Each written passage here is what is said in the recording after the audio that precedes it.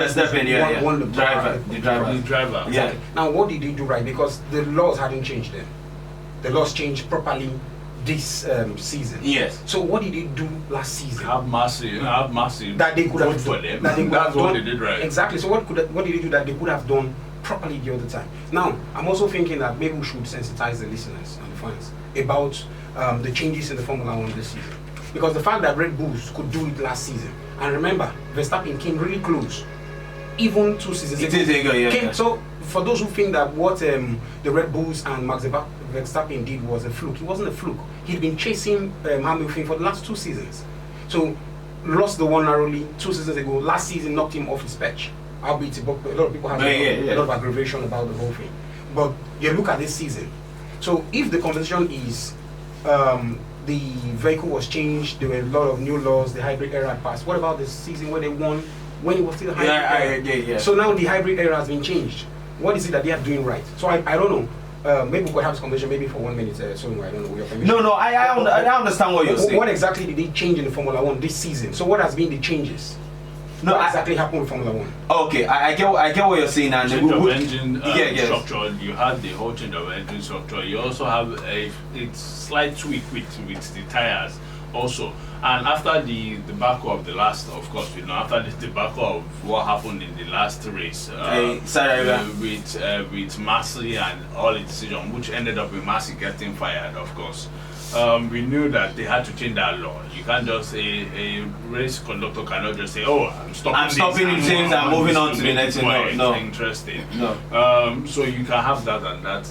There will be a lot of challenges, of course, while the season has gone on. You've had salary caps coming, yes, to try and just stop one team just bullying everybody, because Hamilton was earning astronomical amounts last year, and they had to cut it down this year. But the money doesn't affect the driver. No, what you're not getting is the likes of Mercedes have more than enough to spend on their engine, unlike maybe Williams or McLaren as we speak. Because if you look at it, Solomon, not McLaren. When last season passed over and this season started, everybody felt, as a matter of fact, McLaren were complaining. They were complaining because that Mercedes-Benz are doing something to their fenders.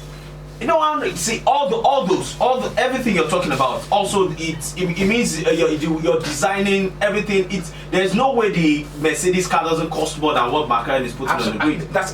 So the issue now is that's where the cap comes in the sense that you can't spend more than this in the whole season. So you can't focus spending all that on your car. It's not possible. You still have to pay salaries. You still have to pay the guys that will be in the pit stop. In the pit stop. You have to pay all that.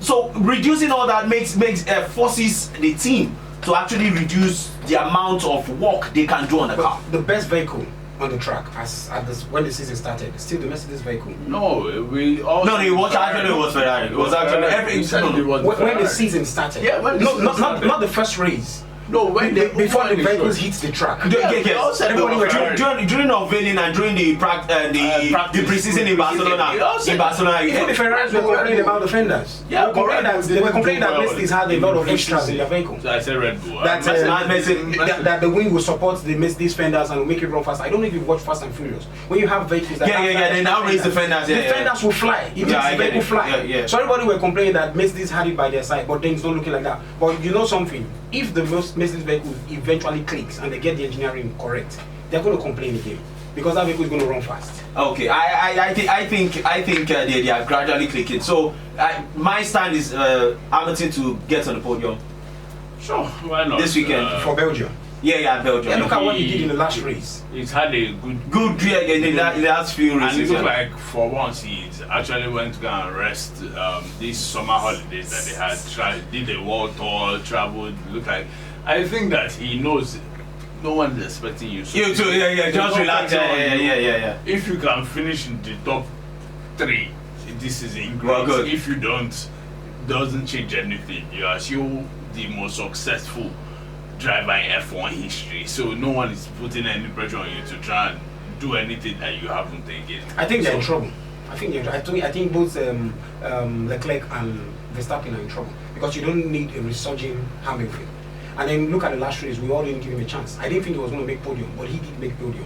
I think it's easy. But you're not getting it. At this point, Hamilton 6th with 146 points and Verstappen top with 258. That's 112. It means Verstappen will have to have a disastrous second half of the Formula 1 season for Hamilton to actually get something out. And I don't think so. I don't think it will have. I think for the bookmakers, I think it's easy to say that in the next 10 races, Hamilton will make podium for the next 6 or 7. No, it's easy. I will tell you, he will make podium for the next 9. Exactly, not to win the championship. I'm not saying he will win it, but we'll make podium for the next 9. Yeah. I think he will do that. Yeah, I think he will do that. Let's take a quick break. When we return, we have to talk about something coming from basketball, but from other side of it. We'll do that when we come back. But quickly, let's pay our bills. Let's take that break.